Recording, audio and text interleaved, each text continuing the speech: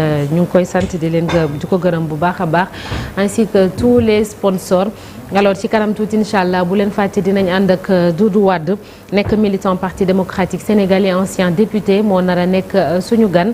laata moom ñu dalal docteur Malaw Kanté nekk philosophe sociologue docteur Kanté ñu ngi lay nuyu di la ziar di la dalal jàmm. maa ngi lay nuyu soxna Naata di nuyu également toute l'équipe avec l'ensemble de ceux qui nous suivent. jërëjëf docteur alors docteur tey dañoo bëgg a taxaw tuuti ci élection législative anticipée yu 17 novembre 2024 bi gis nañu ni que ñi nga xam ne ñoom ñoo nekk ci régime bi ba ñuy ñëw ci élection présidentielle bi ci coalition Diomaye lañ nekkoon mais dégg nañu premier ministre wax ni ñoom parti bi Pastef ñoom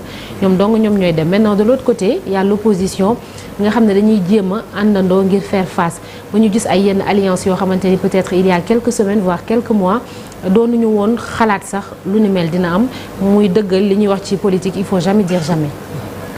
waaw merci d'abord j'aimerais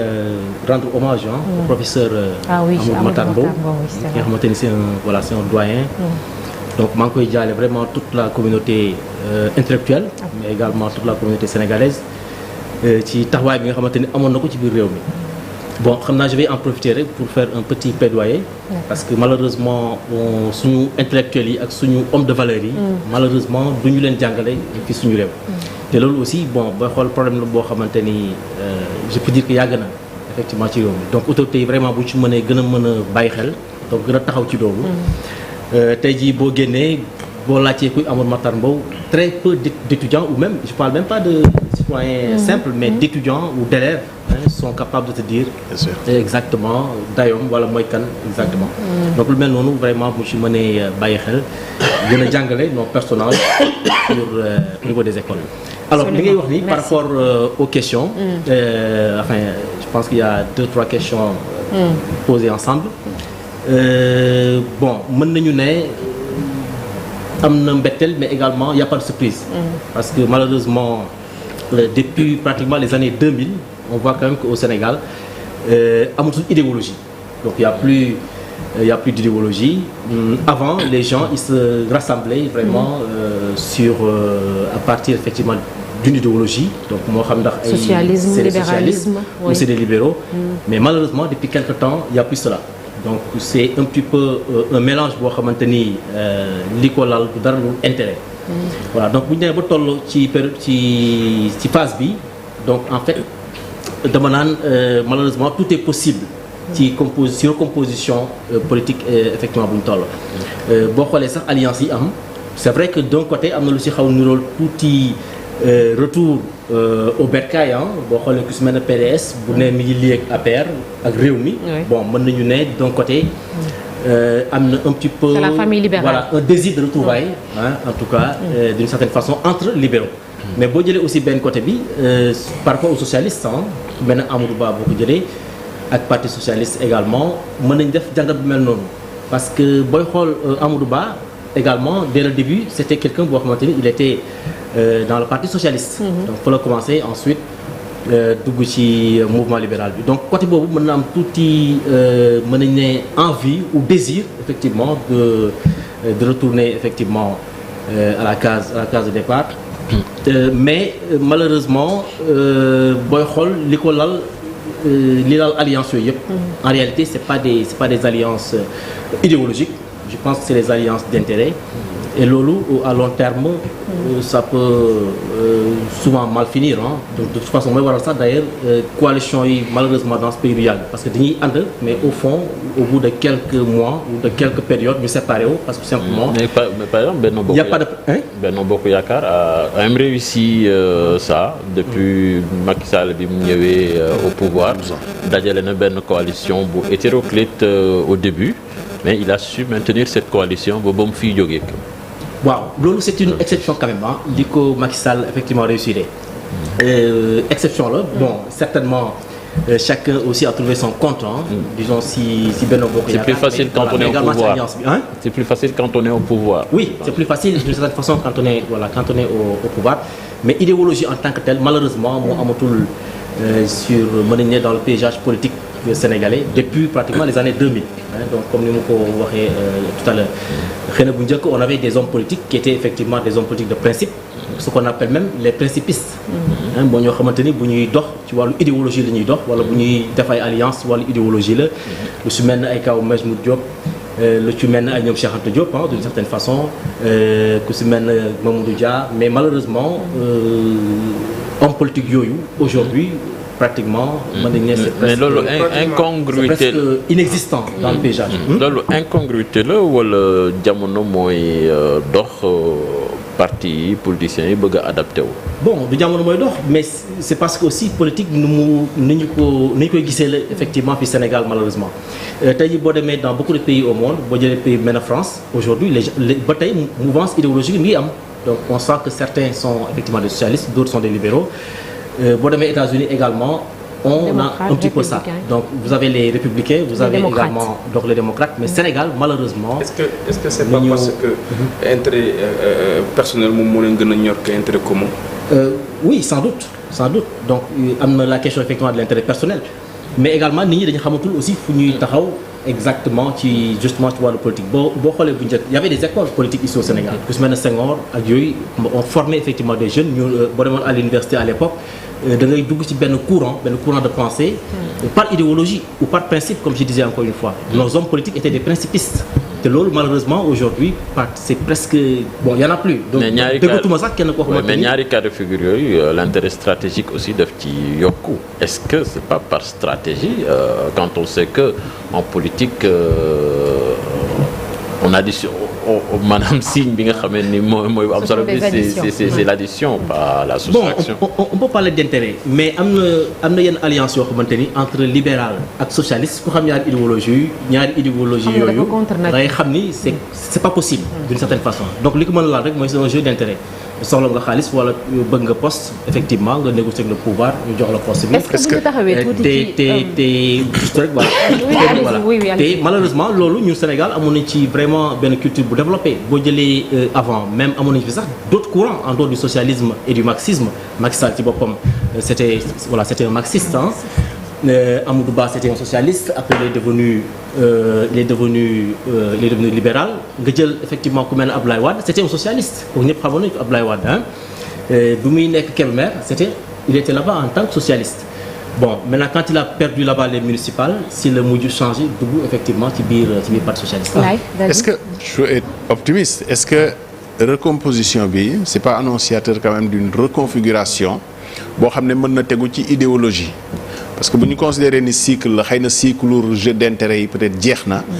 et que ni recomposition bi demee peut-être mën naa delloowaat idéologie dëggantaan. Bon mën nañ ko espérer quand même on peut espérer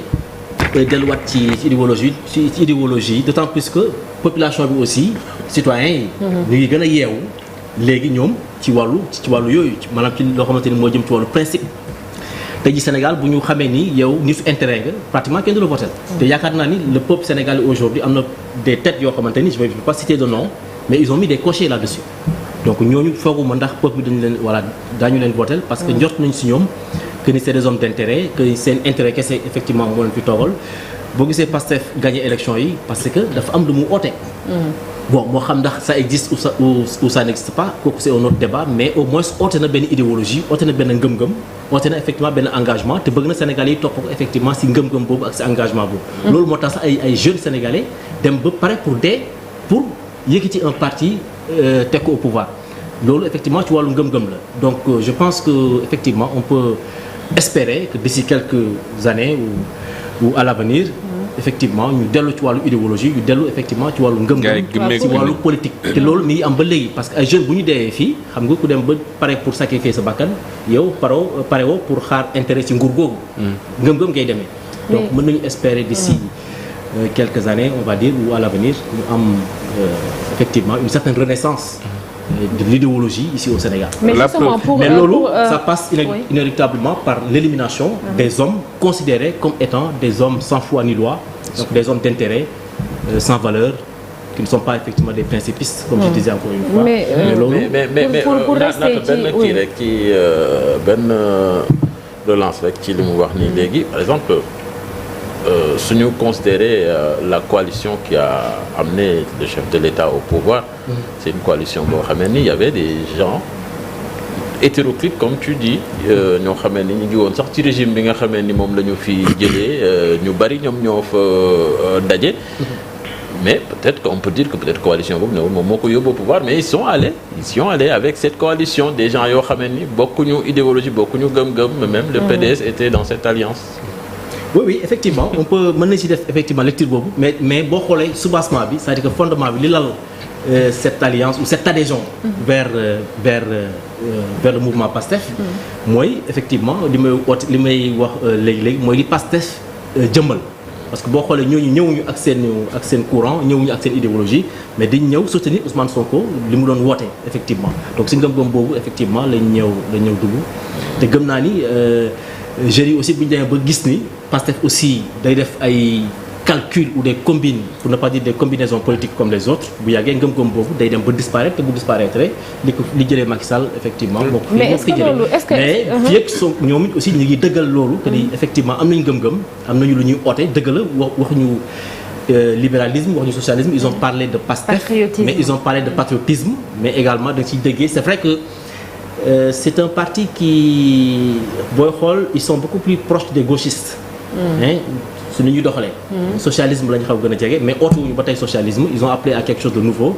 qui ressemble un petit peu à de l'africanisme ou à de l'africanité voilà donc mais justement ñooñu bu ñu ñëwoon ak seen ngëm-ngëm ak seen peut-être seen discours je ne pense pas que daañu dem fu sori. mais plus ñuy dem docteur est-ce que jàppoo ni que Pastef dina dem di détaché wu ci ñooñu noonu ngay wax parce que Cheikh li mu doon wax sànq ci présidentielle bi dañoo ànd ak ñoo xamante ni xëy na bokkuñu woon ay idéologie il y a quelques mois avant la présidentielle et tout te yaa ngi wax tamit jeunes yi ñoom booy dégg ñoom dañuy concentré wu peut-être seen idée autour d'une personne muy ki nga xam ne jàpp nañ ni moom moo représenté courant bi Pastef di incarné muy le premier ministre Ousmane Sonko et tout est-ce que jàpp nga ni dinañ dem ba ci kanam Pastef détaché wu ci ñooñu ñëpp ba xaj na amener les autres partis quand même à essayer wala yeneen coalition yi à essayer ñu toppaat ci idéologie boobu noonu regroupé wu waat. waaw parce que tey jii boo xoolee même boo amee sax boo xoolee lecture boo xoolee lu tax booy xool booy jàngat lu tax jeunes yi am benn excusez-moi du terme mais j'ai pas d'autre mot fanatisme. ci Pastef loolu moo ko waral. gëm-gëm bi. di Pastef effectivement di woote. ñu pare dugg prison loolu gën na am depuis jamono Senghor. te loolu li ko doon lal ñi ko doon def à l'époque c'était justement des idéologues ñoom Amath Dansokho bu ñu leen di dàq ñuy génn Sénégal dem Mali. les Omar Blondin Diop ba ñu leen doon traqué. nga xamante ni c'est quelqu'un qui était prêt à mourir Omar Blondin Diop pour rien du tout et puis on l'a proposé beaucoup de choses ay postes proposé nañu ko xaalis proposé nañu ko lu nekk mais il a préféré aller en prison mourir pour défendre une idéologie. donc nga gis gëm-gëm effectivement fu mu mën a toll te loolu Pastef booy xool moo ko xaw dekkal baax na wala baaxul duñu va pas juger effectivement seen mouvance ak seen forme de politique mais on sait quand même que ni Sonko bu mu ñëwee créé na effectivement cette flamme maanaam mi ngi alimenter cette flamme ci wàllu engagement ak yooyu te gëm naa ni loolu moo tax sax boo xoolee élection yu ñu jëm mu bëgg a dem sous la bannière. Sa propre bannière. Exactement Pastef exclusivement. parce que gis na ni engagement bi ak bi jeunes yi amuñu ko rek ci alliés yi maanaam dugguñu Pastef parce que un tel ou un tel ñëw na rallier mais effectivement lu ñu gëm la projet de société la ñu wax bon on n'a pas encore vu le projet en tant que tel mais en tout cas ils l'ont vendu effectivement aux Sénégalais te loolu effectivement si lañ leen di xaar. donc bu ñu demee ba tey jii jeunes yi ils sont plus. gisatuñu projet wala gis nañu. Diomaye ak Sonko ils sont comme les autres c'est des politiciens comme les autres ils font des combines ils ont des stratégies yoo xamante ni tegul ci dara tegul ci gëm-gëm dañ leen di bàyyi. et la preuve ça commence d'ailleurs da ngay gis yenn protestation yi même ci biir Pastef. je pense qu'à un moment donné Ousmane Sonko on l'a tordu la main donc on nañ ko ne ko léegi nag il faut effectivement nga jël benn décision mooy dem sous la bannière effectivement. d'accord la preuve am na ci yenn ci ay ndaw yoo xamante nii sax gunge nañu projet bi mais instant bi donc ñu ngi xaar pour xool ana lan mooy aboutissement. maintenant moi je veux savoir tey bu fekkoon da nga doon def benn lecture lan mooy ëllëgu politique bu Sénégal. alors du neex wax parce que effectivement dañu nekk ci. chamboulement boo xamante ni lépp jaxasoo. une situation on est comme on dit à la croisée des chemins. maintenant l'avenir politique man ni ma ko jàngee ici au Sénégal mi ngi nekk entre les mains du groupe Yewwi Askan Wi maanaam su ma nee groupe Yewwi Askan Wi mooy ñi ko formé au tout début c'est-à-dire les Khalifa Sall ñoom ñëpp daal groupe boobu PUR ñoom laa gëm ni actuellement avenir politique Sénégal foofu la nekk parce que yeneen groupe yu bëri dañ leen mujj wetti ku si mel ne réew mi le fait que mu doon dugg di génn si diggante bi xawoon entre Idrissa Seck ak Abdoulaye Wade demoon na ba finalement mu wàccee crédibilité Idrissa Seck nga jël également ku mel ne PDS faloon nañ fi donc gisoon nañu la fi xewoon ak lu ñuy wax sax une dévolution monarchique du pouvoir ak yooyu yëpp yi fi xewoon ba tax ni PDS tey jii amatul benn benn dayo bi APR ils viennent d'être sanctionnés donc je ne pense pas que Sénégalais yi jox leen pouvoir bi de sitôt maintenant alliance bi may wax nii mooy diggante groupe Yewwi Askan Wi c'est-à-dire c'est deux groupes ceux qui ont pris le pouvoir ñiy diriger ak ñi nga xamante ni ñoo formé une nouvelle opposition te boo xoolee sax seen nouveau groupe boobu y a pas des figures yoo xamante ni ñoo nekkoon les figures de l'ancien régime d'une certaine façon donc Khalifa Sall ak ñoom comment ça s'appelle encore Déthié Fall ainsi de suite donc ce groupe bu fekkee ils ont maintenu leur pureté c'est-à-dire ñoom kese seen biir mën nañu am espoir en cas d'échec su parti su Pastef échoué coalition Diomaye Sonko bu échoué le pouvoir va revenir entre les mains effectivement de l'autre groupe effectivement de Yewwi Askan Wi ou bien par miracle ou par chance ñi fi nekk tey ci nguur gi dem ba réussir aussi qu'ils arrivent à reprendre effectivement la pente bu ko defee ñoom it mën nañu toog ci nguur gi lu xaw yàgg tuuti maintenant c'est désordre mais li wóor ba wóor mooy le citoyen sénégalais actuellement ce n'est plus koo xamante ni da doon voter rek comme suñu maam yi ñu ko doon defee indi la saaku ceeb wala jox la 100 francs wala jox la t-shirt effectivement comme ce qui se passait dans les villages au Fouta ak yooyu nga gis ni yooyu Sénégalais yi gëmatuñu yooyu boo leen joxee xaalis dañ koy lekk boo leen joxee ceeb dañ koy lekk mais bu ñu waree voter ils vont voter ku leen neex exactement ku ñu voter te jeunes yi aussi dañuy taxaw pour effectivement xool di sanctionner ñi nga xamante ni seen bopp lañu fi nekkal effectivement ci biir paysage politique. Ce désordre idéologique là ça profite plus au parti Pastef wala à l'opposition qui est en face kan lay gën a profiter. Bon pour l'instant ça profite beaucoup plus au parti Pastef parce que quand même ñoom ñoo réussir durant les 10 dernières années à mobiliser la jeunesse. De façon constante. Mais également en défendant une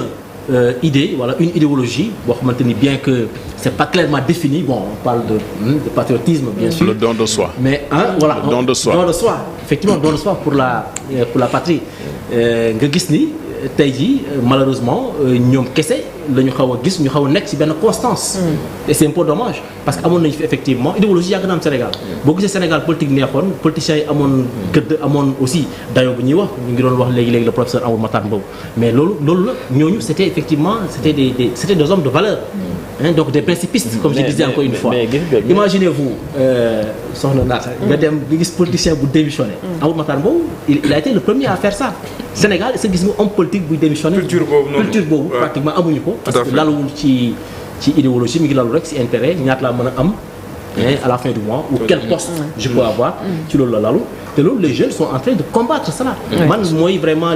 amour bi ma am wala plaisir bi ma am tey jii su may lire mais xew ci sur la scène ok mais il y a une chose aussi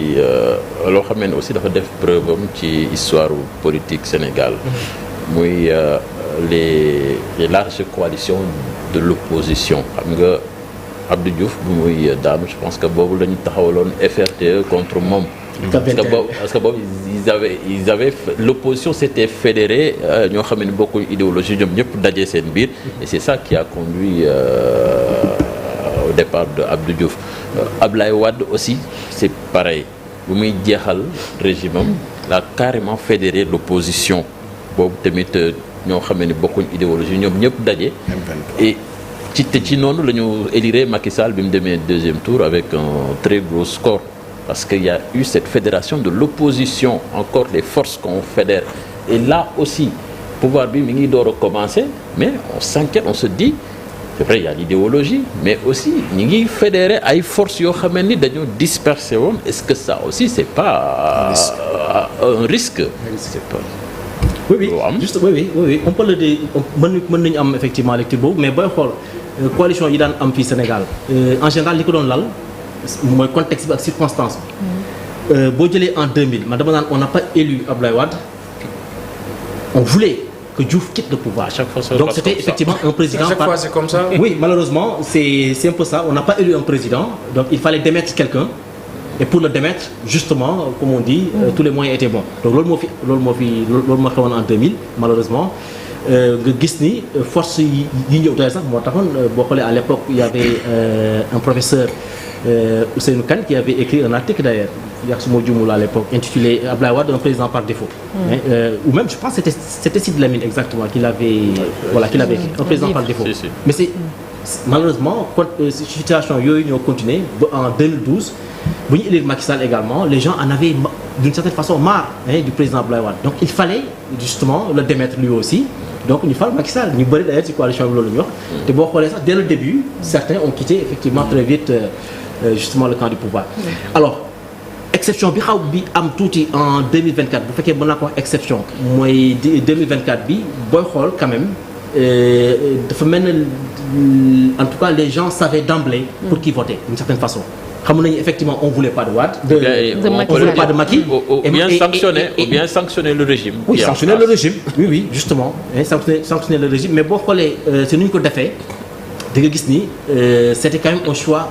plus ou moins clair parce que boo xoolee diggante c'est-à-dire on n'a même pas il y a même pas eu pratiquement 2 tours benn tour lañ ko def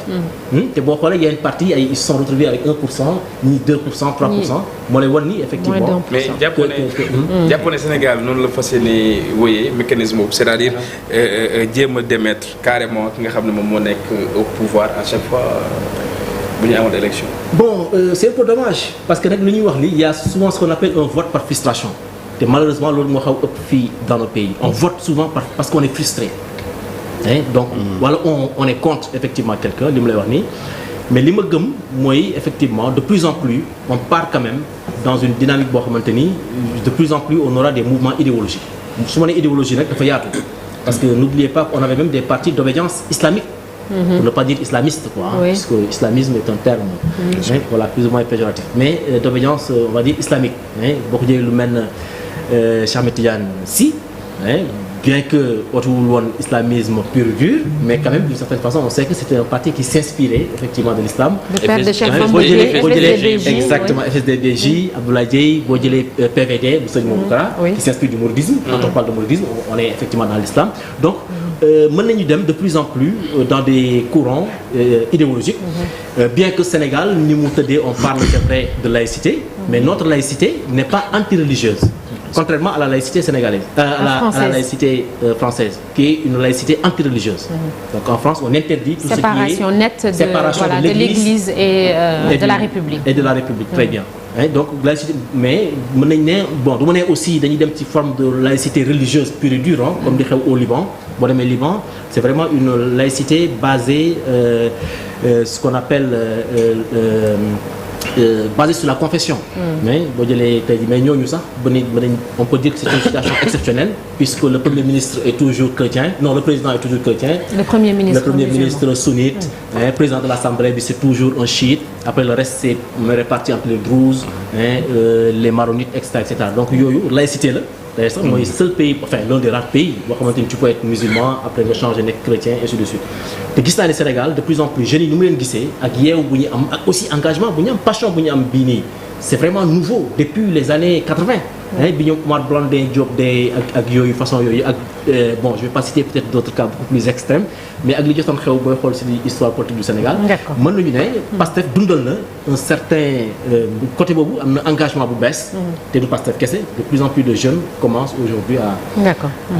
s'inspirer de ça. Merci beaucoup merci docteur Malaw Kanté philosophe sociologue ñu ngi lay sant di la gërëm bu baax ci wuy si bi merci beaucoup excellente journée à vous jërëjëf ñu jàll